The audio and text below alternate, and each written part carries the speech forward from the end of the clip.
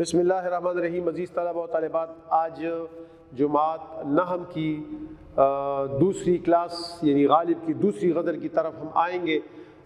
یہ ہے صفحہ نمبر 123 پہ غالب کی بہترین غزل ہے۔ یہ نہ تھی ہماری قسمت کہ وصال یار ہوتا، یہ نہ تھی ہماری قسمت کہ وصال یار ہوتا، اگر اور جیتے رہتے یہی انتظار ہوتا، تیرے وعدے پہ جیے ہم تو یہ جان جھوٹ جانا، تیرے وعدے پہ جیے ہم تو یہ جان جھوٹ جانا، کہ خوشی سے مر نہ جاتے اگر اعتبار ہوتا۔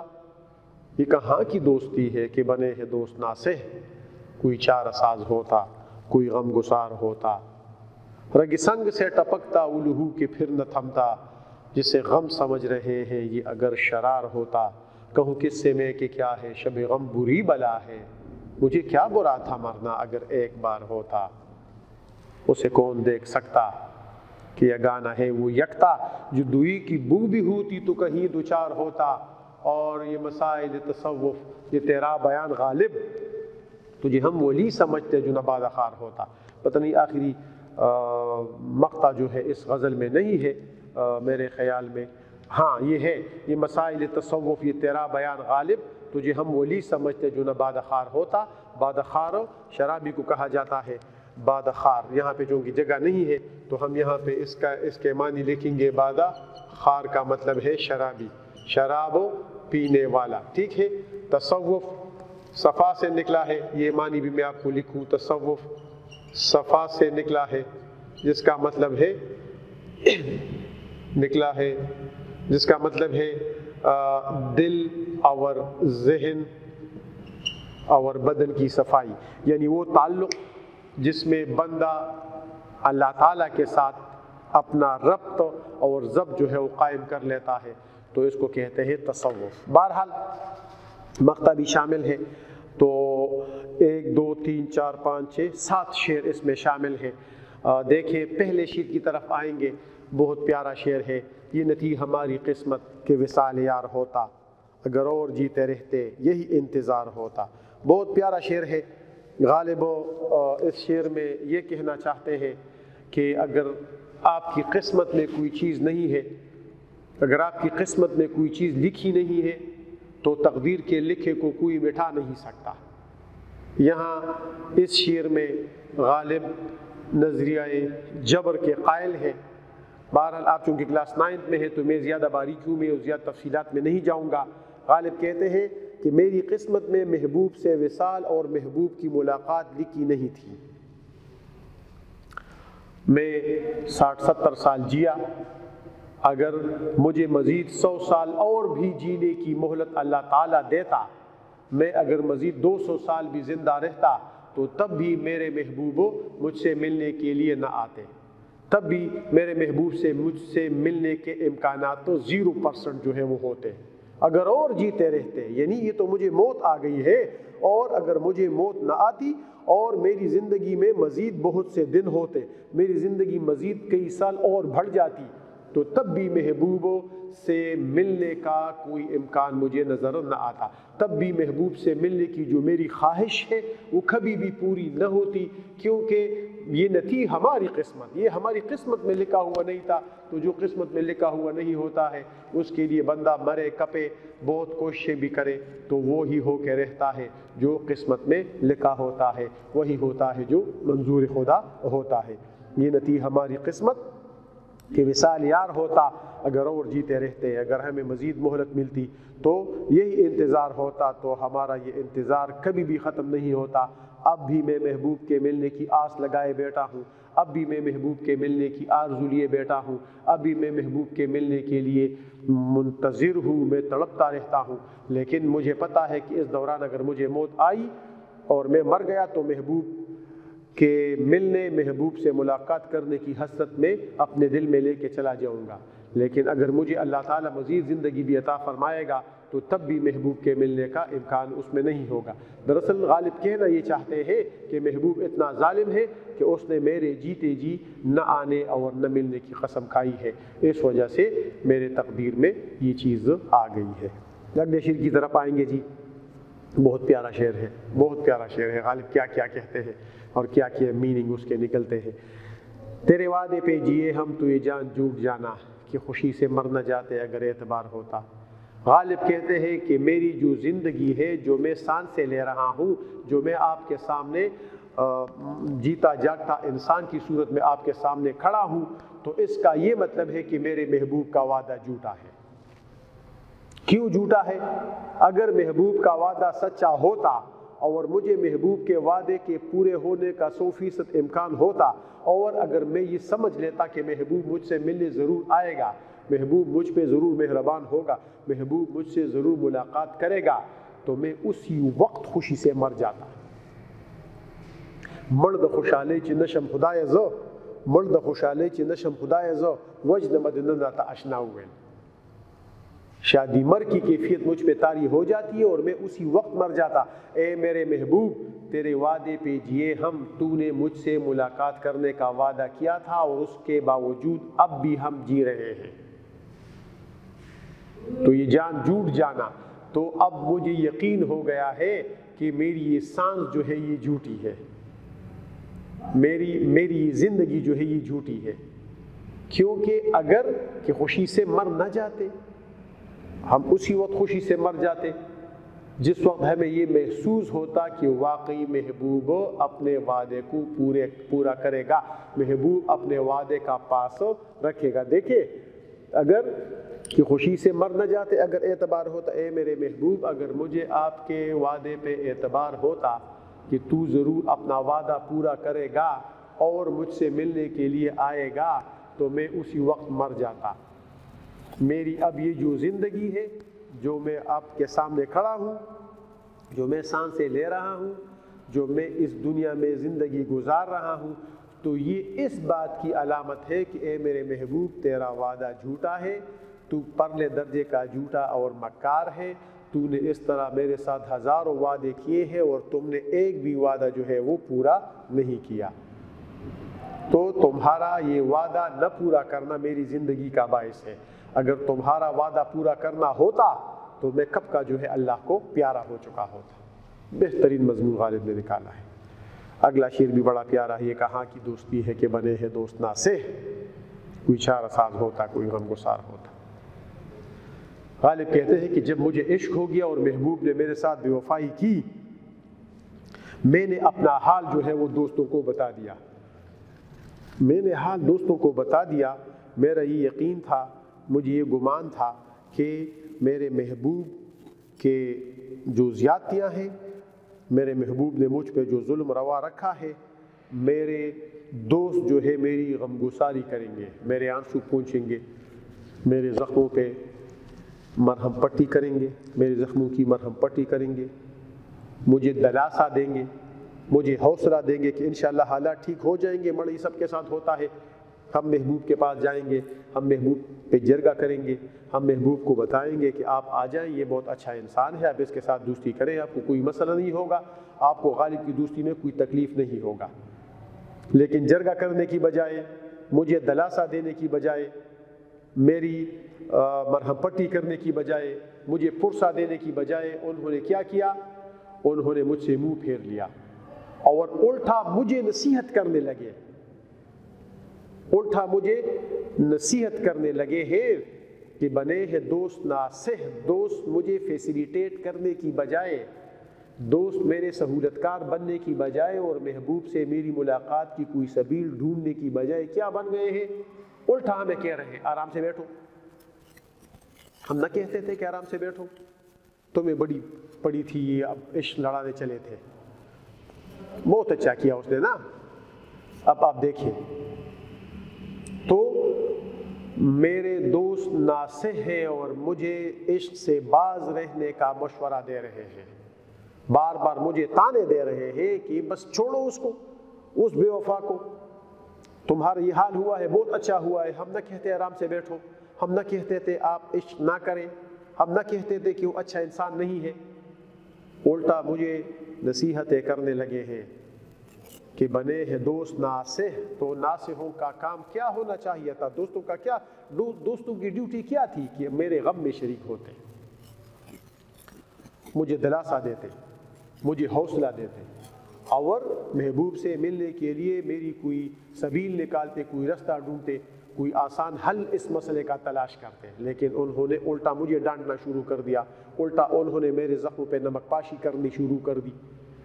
یہ کام ہوتا ہے دوستوں کا، کوئی چارہ ساز ہوتا، کوئی غم گسار ہوتا۔ ڈیوٹی ان کی کیا تھی کہ کوئی میری چارہ سازی کرتا، میرے کوئی علاج کرتا، میری دلجوئی کرتا، کوئی چارہ ساز ہوتا اور کوئی جو ہے میرا علاج کرتا، کوئی میرے ذہنی اور فکری تسکین کے لیے اس کا بندوبست کرتا۔ لیکن دوستوں نے میرے ساتھ بہت برا کیا ہے، اور یہ عام طور پہ دوستوں سے مجھے یہ توقع نہیں تھی۔ غالب کہتے ہیں کہ ایک طرف تو محبوب سے جدائی کا غم، اور محبوب نے میرے دل پہ جو زخم لگائے ہیں ان کا غم بہت زیادہ ہے، لیکن دوسری طرف میرے دوستوں کی بے رخی، ان کی نصیحتیں میرے دل کی جلتی پر تیل کا کام جو ہے وہ کر رہے ہیں، میرے غم کو مزید بڑھاوا دے رہے ہیں، میرے غم کو مزید جو ہے وہ بڑھا رہے ہیں، میرے غم کو مزید جو ہے وہ تکلیف میں مجھے مبتلا کر رہے ہیں۔ تو ان کا کام جو تھا وہ کیا تھا؟ انہوں نے اپنی ڈیوٹی سر انجام نہیں دی، ان سے مجھے توقع نہیں تھی، وہ چارہ سازی اور غم گساری کی بجائے نصیحت پر اتر آئے ہیں۔ غالب کہتے ہیں کہ اس طرح کے دوست اگر میرے نہ ہوتے تو میری زندگی آرام و سکون سے گزر جاتی۔ اگلا شعر بڑا پیارا اور بڑا معنی خیز ہے، اور غالب نے اس میں ایک اور عجیب و غریب قسم کے معنی نکالنے کی کوشش کی ہے۔ کہتے ہیں رگ سنگ سے ٹپکتا وہ لہو کے پھر نہ تمتا، جسے غم سمجھ رہے ہیں اگر یہ شرار ہوتا۔ غالب انسانی غم کی بات کر رہے ہیں کہ انسان کا غم اتنا بڑا ہے کہ اگر یہ انسان کا غم پتھر کو لاحق ہو جائے تو پتھر کے سینے سے بھی، پتھر کی رگوں سے بھی لہو بہے گا۔ انسان کا یہ غم اتنا زیادہ ہے، انسان جس غم میں مبتلا ہے اگر یہ پتھر کو لگ جائے تو پتھر جو بے جان ہے اس پہ بھی یہ اثر انداز ہوگا۔ وہ لہو کے پھر نہ تھمتا، وہ لہو پھر تھمے گا نہیں، وہ پتھر کی رگوں سے جاری و ساری ہو جائے گا اگر یہ غم پتھر کو لگ جائے۔ رگ سنگ سے ٹپکتا وہ لہو کے پھر، جسے غم سمجھ رہے ہیں اگر یہ شرار ہوتا۔ جو پتھر دوسرے پتھر کے ساتھ ٹکراتے ہیں تو اس سے شرارے پھوٹتے ہیں، اسے آگ جو ہے وہ لگتی ہے۔ غالب کہتے ہیں اگر انسانی غم کا ایک تھوڑا سا شرارہ بھی اس پتھر کو لگ جائے گا تو پتھر کی رگوں سے بھی خون بہنا شروع ہو جائے گا، اور ایسا خون بہنا شروع ہو جائے گا کہ انسانی غم پتھر کو اس قدر متاثر کر لے گا کہ اس خون کو پھر روکنے کی کوئی کوشش نہیں کر سکے گا، اس خون کو پھر روکنا جو ہے وہ ممکن نہیں ہوگا۔ اگلا شعر بڑا خوبصورت ہے، کہوں کس سے میں کہ کیا ہے، شب غم بری بلا ہے، مجھے کیا برا تھا مرنا اگر ایک بار ہوتا۔ غالب کہتے ہیں کہ جدائی کی رات، غم کی رات اتنی بڑی اذیت ناک ہوتی ہے، اتنی مصیبتوں سے بری ہوئی ہوتی ہے کہ اس رات میں بار بار مرتا ہوں اور بار بار جیتا ہوں۔ موت اٹل ہے، سب نے مرنا ہے، کل من علیہا فان، کل نفس ذائقۃ الموت۔ لیکن غالب کہتے ہیں کہ یہ جدائی کی رات والی غم یا شب غم والی رات اس وجہ سے میرے لیے بڑی اذیت کا باعث بنی ہے۔ اگر مجھے ایک دفعہ مرنا ہوتا، سب ایک دفعہ مرتے ہیں، یہ دنیا کی روٹین ہے، مجھے بھی مرنا اگر ایک دفعہ ہوتا میں بھی اللہ کو پیارا ہو جاتا، مجھے تکلیف ہوتی، لیکن بار بار کی تکلیف مجھے شب غم کو اٹھانی پڑتی ہے۔ بار بار میں جیتا ہوں اور بار بار میں مرتا ہوں، اس وجہ سے اذیت اتنی بڑھ گئی ہے۔ مثال کے طور پہ اگر کوئی ایک دفعہ مرتا ہے تو اس کو ایک دفعہ موت کی اذیت کا سامنا کرنا پڑتا ہے، لیکن اس کے بعد اگر کوئی 2 دفعہ مرتا ہے، غالب کہتے ہیں کہ میں اتنا بدقسمت ہوں کہ میں بار بار مرتا ہوں اور بار بار جیتا ہوں۔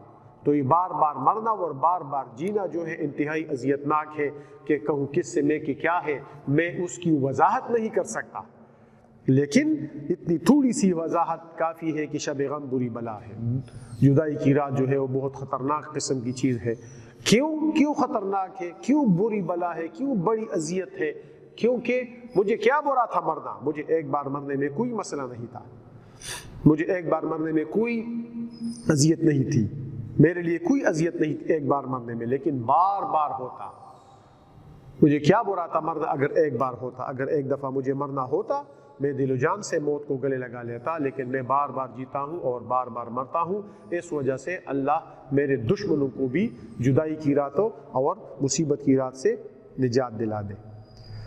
اگلا شعر تصوف کا ہے، اسے کون دیکھ سکتا، کیا گانا ہے وہ یکتا، جدوئی کی بو بھی ہوتی تو کہیں دوچار ہوتا۔ غالب کہتے ہیں کہ اللہ تعالیٰ کو دیکھنا ممکن نہیں ہے، اپنے محبوب حقیقی کو دیکھنا ممکن نہیں ہے، کیونکہ وہ یکتا ہے، اس جیسا دوسرا نہیں ہے، وہ اتنا خالص ہے اور وہ اتنا پیور ہے کہ اس جیسی خصوصیات بھی کسی دوسری چیز میں موجود نہیں ہے۔ جدوئی کی بو بھی ہوتی، اس جیسا دوسرا ہونا تو ناممکنات میں سے ہے، لیکن اگر اس کی بو بھی کہیں پہ ہوتی تو کہیں دوچار ہوتا، تو اس کی بو بھی اگر ہوتی تو ہمیں وہ کسی راہ بانٹ میں نظر آتا، کسی بازار میں، کسی بیابان میں، کسی جنگل میں، کسی صحرا میں اللہ تعالیٰ کی کوئی نہ کوئی صورت ہمیں نظر آتی۔ لیکن مسئلہ یہ ہے قل هو اللہ احد اللہ صمد لم یلد ولم یولد، کہ اللہ جیسا ہونا، نہ وہ کسی کا باپ ہے نہ کسی کا بیٹا ہے، وہ واحد ہے، لا شریک ہے، اس کا کوئی ہمسر نہیں ہے، وہ بے نیاز ہے، اللہ بے نیاز ہے۔ تو کہتے ہیں کہ جدوئی کی بو بھی ہوتی تو کہیں دوچار ہوتا، دوسرا ہونا تو بہت دور کی بات ہے، اگر وہاں پہ اگر اس کی کہیں بو بھی ادھر ادھر بھٹکتی، اس کی اگر کہیں بو بھی ادھر ادھر موجود ہوتی، بو بھی اگر موجودگی کا احساس دلاتی تو کہیں نہ کہیں ہم اس سے ٹکرا جاتے، کہیں نہ کہیں ہماری اس سے راہ بانٹ میں ملاقات ہو جاتی، کہیں نہ کہیں ہمیں اس کی بو محسوس ہوتی۔